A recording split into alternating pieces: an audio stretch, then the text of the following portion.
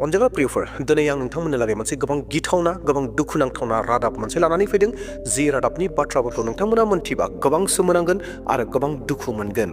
अनजाग्रा प्रियफोर, yes नंगौ, दिनै जोंनि भारताव बेबायदि अबस्था जानानै दङ जेरावहाय मानसिफोरखौ सिथारनो थाखाय ख्रिस्टियान आइजोफोरखौ जिनाहारि खालामनांगौ, ख्रिस्टियान सिख्लाफोरखौ जिनाहारि खालामनांगौ बेबायदि होननानै दाबि खालामदों। आरो लोगोसे जायफोरा मोसौ सिथारो, मोसौ सिथारग्राफोरखौ, मोसौ जाग्राफोरखौ सिथारनांगौ, बिसोरखौ फासिनि दाबि खालामनो नाङा, नाथाय गावसोरसो हिन्दु समाजनि मानसिफोर, डेट मिन्स जायफोरा मोसौखौ खुलुमो, बिसोरो बै सुबुंफोरखौ सिथारनांगौ जायफोरा मोसौखौ जायो, मोसौखौ सिथारो, बिसोरखौ सिथारनानै गावसो नांगौबा फासि जा, बेबायदि बाथ्राखौ बुंदों। अनजाग्रा प्रियफोर, बेबायदि मोनसे दुखुनांथावना रादाबखौ लानानै फैदों। नोंथांमोना बे रादाबखौ नायग्रोदो, बेनि उनाव माखासे बाथ्राफोरखौ आङो नोंथांमोननो खोन्थाहैसिगोन। बियो सोरमोन, बहानिमोन, बिसोर मा मा बाथ्राखौ बुंदों, नोंथांमोना गावनि खोमाजों मोजाङै खोनासंदो, मेगनजों नायदो आरो बिनि उनाव बाथ्राखौ बुजिनो नाजागोन। आरो बिथांमोननि बुंनाय बाथ्राफोरखौ बुजियाखैब्ला खनसे नायनायाव खननै नायगोन, खननै नायनायाव जुदि बुजियाखैब्ला खनथाम नायगोन, जेन गासै बाथ्राफोरखौ रोखा जानो हायो, बिथांमोननि बुंनायनि ओंथिफोरखौ मोनथियो। बेनि थाखाय नोंथांमोना गले गले नायगोन आरो लोगोसे बे भिडिअखौ शेयार खालामगोन, जेन बयबो ख्रिस्टियानफोरा मोनथियो आरो लोगोसे बिथांमोननि थाखाय आर'ज खालामनो हायो, बेनि थाखाय शेयार खालामगोन। 1000 लोग निकल के आ जाओ, निकलो। गौ हत्यारों को फांसी मत मांगो, खुद उनकी हत्या करो और अपने लिए फांसी मांगो। बाद में कानून करेगा, कार्रवाई पहले हमें करनी है। हमें उसको सबक सिखाना है, हाथ तोड़ना है, पैर तोड़ना है, जो करना पड़ जाए हमको करना होगा। तब जाकर ये अधर्मियों की आत्मा कांपेगी। इन्हें किसी चीज का भय नहीं है, मौत का भय तो होगा। किंतु एक सेना का विस्तार हो चुका है। 1 मार्च 2025 को रायपुर से विश्रामपुर मात्र 63 किलोमीटर है। हम कम से कम 5000 गौ सेवक सेविकाएं वहां पहुंच रहे हैं, पलायन कर रहे हैं।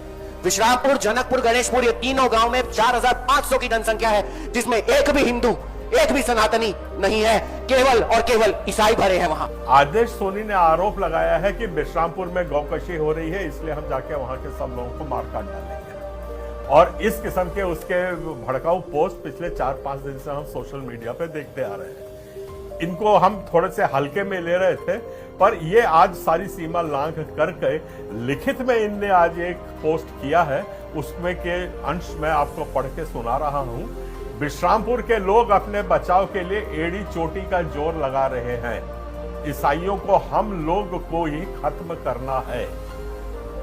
1 मार्च को हम उन लोगों के बहू बेटियों की इज्जत से खेलेंगे, चौराहे में उन लोगों के साथ अश्लीलता करेंगे। आप लोगों को जबरन हर एक घर में घुसना होगा, उनकी बहू बेटियों को छोड़ना मत, सभी को भ्रष्ट कर डालना है। मुझे प्रशासन का सहयोग मिला है, मेरे लिए ये काफी है। जहां कहीं भी ईसाई लोग नजर आएंगे, घर में घुस के सबको काट डालना, कोई भी प्राणी बचने नहीं पाए। हम भी उनके बाल बच्चों को काट डालेंगे। आप सबों के सहयोग जरूरी है।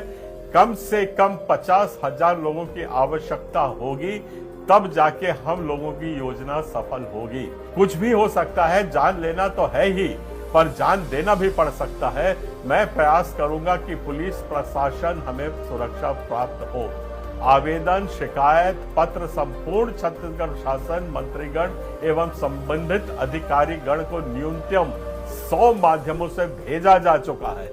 सभी ईसाइयों की बहू बेटियों को नंगा करके गांव में घुमाना है। इनका बयान आज सोशल मीडिया पे आया। अनजाग्रा प्रियफोर, बे जाथाया जाहैबाय छत्तीसगढ़नि, बे भिडिअआ छत्तीसगढ़निफ्राय फैदों आरो बि जि सासे बोराय बाबा जोङो नुनो मोन्दों, बिथांनि जिथु बुंनाय बाथ्रा, बे बाथ्राया जाहैबाय जायफोरा मोसौखौ सिथारो, मोसौ बेदरखौ जायो, बिसोरखौ फासि होनायनि दाबि खालामनो नाङा। नाथाय साफ्रोमबो हिन्दुफोरा मा खालामनांगौ, जायफोरा मोसौखौ सिथारो, मोसौ बेदरखौ जायो, बिसोरखौ सिथारनानै गाव गावनो फासि जा, नांगौब्ला फासि जाहैथां होननानै बेबायदि दाबि खालामदों आरो बेबायदि खामानि मावनांगौ होननानै बिथाङा बुंदों। दा बे बेलायाव जोंहा बुंनांगौ जेबो गैया अनजाग्रा प्रियफोर, नङा होमब्ला? जोंथ' बे मोसौ बेदर जानाय जायैनि खोथायाव जोंहा जेबो बुंनांगौ गैया। दिनै जोंनि बाइबेला जोंखौ बेखौ फोरोङाखै जे जोङो मोसौ बेदर जा होननानै एबा ख्रिस्टानफोरा मोसौ बेदर जानांगौ होननानै जोंखौ बेखौ फोरोङाखै। जोङो बेखौ जायालाबानोबो थानो हायो आरो गोबां ख्रिस्टान सुबुंफोर दङ, गोबाङानो जाया। जेखि जादिया अनजाग्रा प्रियफोर, आरो बिनि उनाव जोङो नुनो मोन्दों सासे खेने गोलाव सेंग्रा जायनि मुङा आदेश सनि होननाय। येस अनजाग्रा प्रियफोर, बिथांनि मुङा जाहैबाय आदेश सनि। बिथाङाबो छत्तीसगढ़निनो। बिथाङा मा बुंदों? बिथाङा बुंदों जाहैबाय गासैबो ख्रिस्टियानफोरखौ, ख्रिस्टियान सुबुंफोर, ख्रिस्टियान आइजोफोर, ख्रिस्टियान सिख्लाफोरखौ मा खालामनांगौनो? बलात्कार खालामनांगौ, रेप खालामनांगौ, सिथारनांगौ, बेबायदि दाबि खालामदों। आरो गोबां सेंग्रा सिख्लाफोर, हिन्दुनि सेंग्राफोरा फै, ओंखारबो, बै ख्रिस्टियान गामिफोराव थां।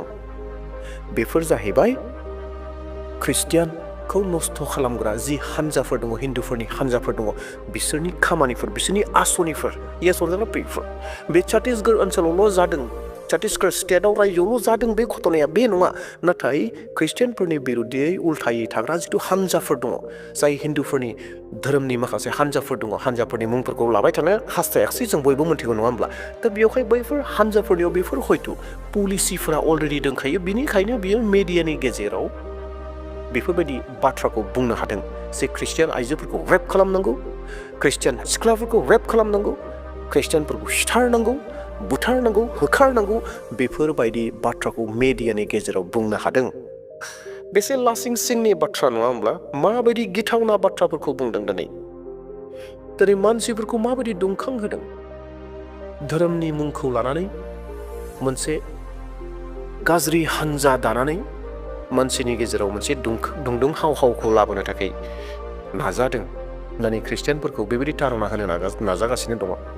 अनजाग्रा प्रियफोर, जों बेखौ नुनो मोन्दों। दिनै प्रशासन बिभाग जिथु दङ, प्रशासन बिभागाबो हयथ' जेबो एक्सन लायाखै। दा मोनसे बाथ्राया जाहैबाय, जेखि जादिया जि बाथ्राखौ बुंदों अनजाग्रा प्रियफोर, जोङो आर'जाव बोलोगोरा जानांगोन। दा बेयावखाय बे भिडिअखौ नोंथांमोना शेयार खालामगोन जेन बे आदेश सनिनि थाखाय साफ्रोमबो ख्रिस्टियान बेक्तिफोरा जेन आर'ज खालामो, जेन बिथाङा जिबायदि बाथ्राफोरखौ बुंदों इसोरा बिथांखौ निमाहा होथों।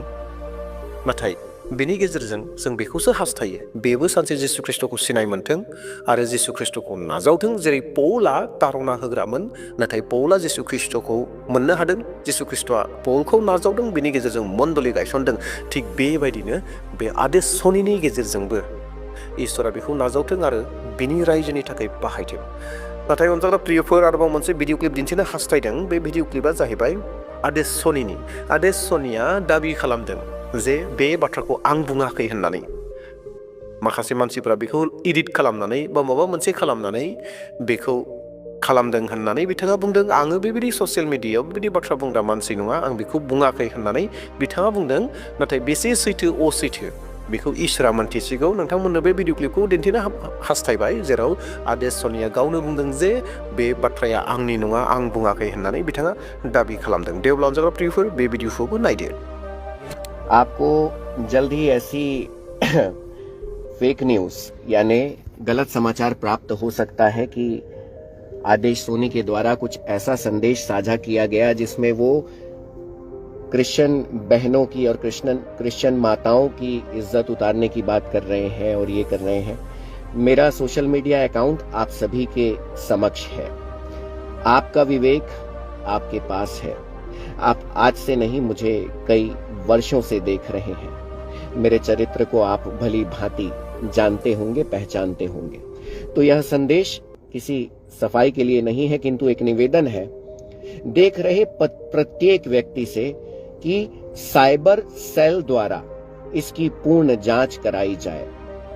एक ऐसा संदेश साझा हो रहा है जिसमें ये कहा जा रहा है कि जितने क्रिश्चियन हैं सबको मार दिया जाना चाहिए। आदेश सोनी ऐसा कह रहे हैं। जितनी बहू बेटियां हैं उनके साथ मेरे को तो बोलते हुए भी बड़ी पीड़ा हो रही है।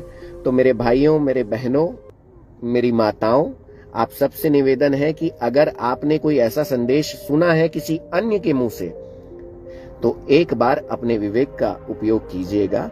और जिस अकाउंट से हुआ है वो कह रहे हैं, मेरा तो ऐसा कोई अकाउंट है नहीं, मेरा अकाउंट यही है, इस अकाउंट से ऐसा कोई भी संदेश साझा नहीं किया गया है। नोंथांमोना बिथांनि बुंनायखौ नुनो हाबाय जे बिथाङा जि आवगायनि भाइराल भिडिअ जि आदेश सनिनि जिथु बुंनाय बाथ्रा ख्रिस्टियानफोरनि सायाव रेप खालामनांगौ, आइजोफोरखौ रेप खालामनांगौ, सिथारनांगौ, जिनाहारि खालामनांगौ, बेफोरबायदि गासै बाथ्राफोरखौ बिथाङा नाकस खालामदों। डेट मिन्स आं नङा, आं बुङाखै होननानै बिथाङा बुंदों। दा बेसे सैथो बे बाथ्राया बेखौ जों बुंनो हालिया, नाथाय हयथ' बे बाथ्रानि थाखाय, बे बाथ्रा बुंनायनि थाखाय तदन्तबो जानो हागौ। हयथ' गोबां ख्रिस्टियान लिडारफोरा बेखौ दाबि खालामदों। जोङो माखासे बे इउटिउब चेनेलफोराव नुनो मोन्दों जे बिथांखौ हमनो नांगौ, तदन्त खालामनांगौ होननानै। जेखि जादिया बे उननि बाथ्रा, हयथ' बे सोलिगासिनो दङ। नाथाय जोङो बेफोर गासै बाथ्राफोरखौ मोन्थिनायनि गेजेरजों, नुनायनि गेजेरजों नंगौ नङाखौ इसोरा मोन्थिगौ। नाथाय जोंबो सांग्रां जानो नांगोन। जोङो आर'जआव बोलोगोरा जानांगोन। सानफ्रोमबो जोङो आर'जआव बैसोर बायदि सुबुंनि थाखाय जों आर'ज खालामनांगोन जायफोरा तारना होयो, जायफोरा ख्रिस्टियानफोरखौ मुगैयो, जायफोरा जिसु ख्रिस्ट'खौ मुगैयो, बिसोरनि थाखाय जों सानफ्रोमबो आर'ज खालामबाय थानाया गोनांथिथार। नंगौ अनजाग्रा प्रियफोर, जों बयनिबो नामखौ मोन्थिया, मुंखौ मोन्थिया, सोरनि गोसो इसिङाव मा जानानै दङ, जिसुखौ लानानै सोर बेसेबां मुगैयो, ख्रिस्टियानखौ बेसेबां मुगैयो, गोसो सिंनि बाथ्राखौ जों मोन्थिया। नोंथांजों लोगोसे लोगो जाग्रायाबो हयथ' नोंखौ मुगैखोमायो, नाथाय नोंखौ ओरैनो सायाव माथो होयो, बेबायदिबो थानो हागौ। नाथाय बेफोर गासैखौ जिसु ख्रिस्ट'आ मोन्थिगौ। बै इसोरा मोन्थिगौ, जि इसोरा बोलोगोरा, जि इसोरा साफ्रोमनि अन्तर गोसोखौ मोन्थिगौ। दा बेयावहाय बै साफ्रोमबो बेक्तिफोरनि थाखाय जायफोरा जिसु ख्रिस्ट'खौ मुगैयो, ख्रिस्टियानखौ मुगैयो, तारना होनो होननानै सानो, बिथांमोननि थाखाय जों लागारबो आर'जआव थानांगौ। अनजाग्रा प्रियफोर, जों जोबथा मुगायाव दङ। दा बेयावहाय गोबां तारना होग्राफोराबो गोबांनिख्रुइ गोबां ओंखारबोगासिनो दङ आरो जिसु ख्रिस्ट'नि खामानिया गोबांनिख्रुइ गोबां जागासिनो दङ। प्रेज द लर्ड। अनजाग्रा प्रियफोर, जिसु ख्रिस्ट'नि बाख्नाय जानाय जाथों। मानो होनोब्ला जोङो मेडियाफोरनि गेजेरजों, निउसफोराव जोङो नुनो मोनगासिनो दङ गोबांनिख्रुइ गोबां धोरोम सोलायनायनि दावहा जागासिनो दङ। हिन्दुफ्रा बुंदों जे धोरोम सोलायगासिनो, थाखा फैसा होनानै धोरोम सोलायहोगासिनो दङ, हिन्दुफोरखौ ख्रिस्टियान खालामजोब्बाय होननानै गोबां बाथ्राफोरखौ बुंगासिनो दङ। डेट मिन्स बेनि माने मा? जिसु ख्रिस्ट'नि खामानिया गोबांनिख्रुइ गोबां जागासिनो दङ, जिसु ख्रिस्ट'नि रायजोआ फैनो थांगासिनो दङ। दा बेयावहाय जों आर'जआव बोलोगोरा जानि। जायफोरा दिनै जिसु ख्रिस्ट'खौ मोनबाय, बिसोरो एक्सपिरियेन्स, जिसु ख्रिस्ट'नि अननायखौ मोन्दांथि मोन्दों। धोन दौलतनि गेजेरजों नङा, थाखा फैसानि गेजेरजों नङा, माबा मोनसेनि गेजेरजों नङा, नाथाय बिसोरो सैथो इसोरखौ सिनायनो हादों, मोन्दों। इसोरखौ रावबो धोन दौलतजों बायनानै मोना, बे बाथ्राखौ जों बयबो मोन्थिगौ। दा बेयावहाय अनजाग्रा प्रियफोर, जे आदेश सनि बिथाङा जे बाथ्राफोरखौ बुंदों, बेबायदि गोबां बेक्तिफोर दङ। दा बेयावहाय आर'जआव सानफ्रोमबो लाफागोन। मानोना जिसु ख्रिस्ट'आ मोन्थिगौ जायफ्रा जिसु ख्रिस्ट'खौ मुगैयो, तारना होनो होननानै सानदों, जेन बिथांमोनजों जिसु ख्रिस्ट'आ सानसे इनकाउन्टार जाथों, बिथांमोननो गोसो फिदिंनायनि समखौ जिसु ख्रिस्ट'आ होथों। दे अब्ला प्रियफोर, दिनैनि भिडिअखौ बेसेबां दोनथ'नोसै। आसा खालामदों नोंथांमोना बे भिडिअखौ नायनायनि गेजेरजों माबा मोनसेब्लाबो गियानखौ सोलोंनो हादों।